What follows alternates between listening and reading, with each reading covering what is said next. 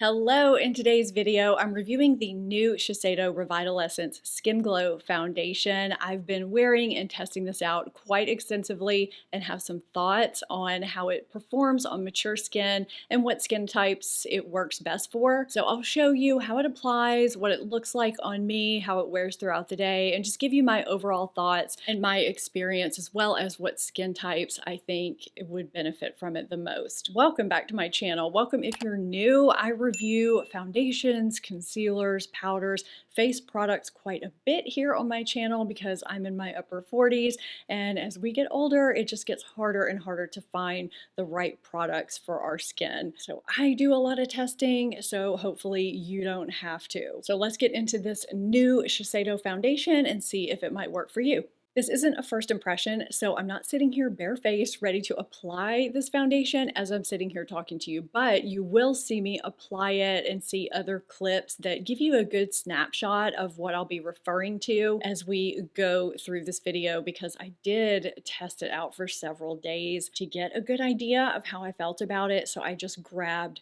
various video clips during that time. So Shiseido Revitalessence Skin Glow Foundation retails for $56 for 1 ounce. There are 30 shades. I have 260 Cashmere and I think it's a great match. This is a skincare active foundation that provides medium buildable coverage and lasts for up to 12 hours and evens your skin, blurs, and hydrates for up to 24 hours, even after you take your foundation off. And it claims to visibly improve bare skin within a week, revealing healthy, glowing skin. It contains niacinamide, which is a form of vitamin B that smooths and brightens skin. It also has makeup micro capsules that are suspended in a skincare essence that deliver skincare actives into your skin. And it has fermented kefir, which is a prebiotic that helps maintain a healthy microbiome. Now there is SPF 30 in this foundation in the form of octinoxate. That's something I always have to be careful of because I have sensitive skin, but I have had zero issues with this foundation flaring up my rosacea or breaking me out or anything at all. I do like to give information about alcohol and fragrance in case that is of concern to you. Alcohol is in the top 15% of the ingredient list,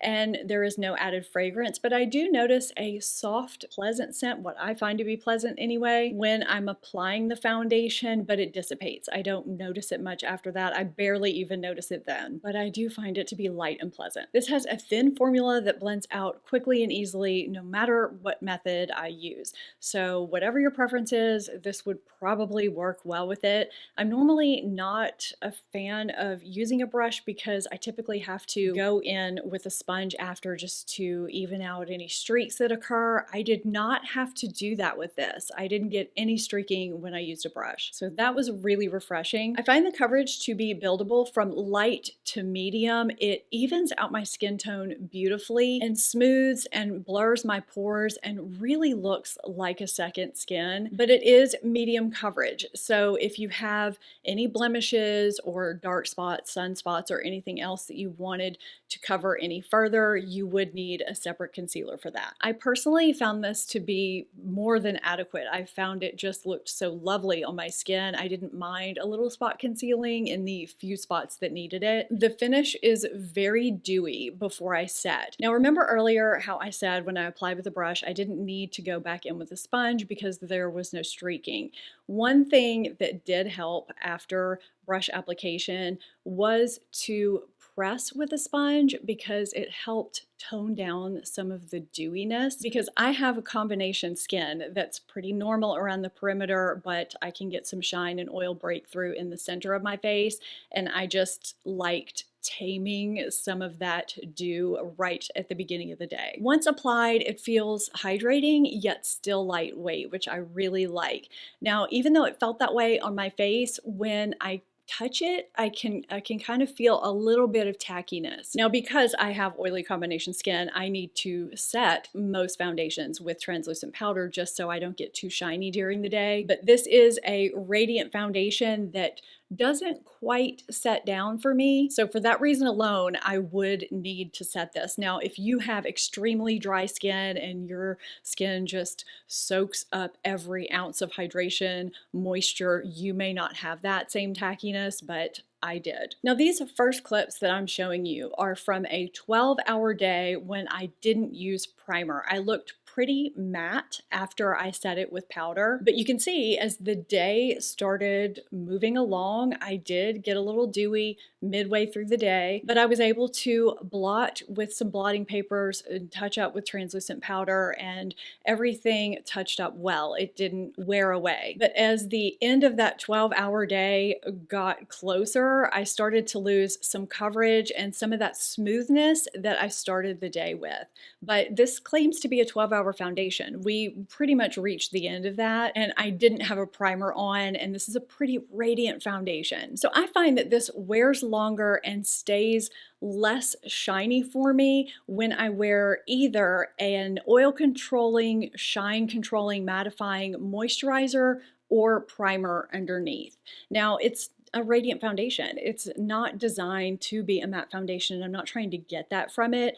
I just don't want to get too out of control shiny to where it becomes unflattering, because it starts out so pretty. I just want that to extend as long as I can get it during the day. And no matter what coverage level I start with, whether it's light or medium, if I use some kind of shine, oil control, mattifying product underneath, even just a light layer, it starts out with such a nice soft Dimi matte finish that settles into this soft radiance once my oils kind of mix through. And even when I get any kind of shine, it touches up nicely. It doesn't mess up or disturb my makeup, and I get longer wear from it. It doesn't wear away like it does when I wear no primer. This is a foundation I was not expecting to like. A lot of times radiant and dewy foundations, they just go too greasy, or they break down, or they just don't wear well. Even if I try them with primers underneath, they just don't end up working. Now, this may not be ideal in the middle of the summer here in New Orleans once the heat and humidity kicks in, but right now it works really, really well. If you're super oily, this may not be the foundation for you, but if you have combination skin, I would try throwing a primer under this like I have. I think you could really like this if you like a radiant foundation that looks like skin. It's really flattering. I think it's a great foundation for mature skin, for normal to dry skin. This was definitely a surprise. I'm glad I picked it up to review because I almost didn't, thinking that it wouldn't work for my skin type, but it's my job to review these foundations and give you my verdict and help you make better buying decisions. I hope you found this helpful and enjoyable. If you did, give it a thumbs up. And if you want to check out my last group of foundations that I reviewed, check this video out. I would love to have you here on a regular basis. So hit that subscribe button if you're not subscribed already. Thank you so much for watching, and I'll see you next time. Bye.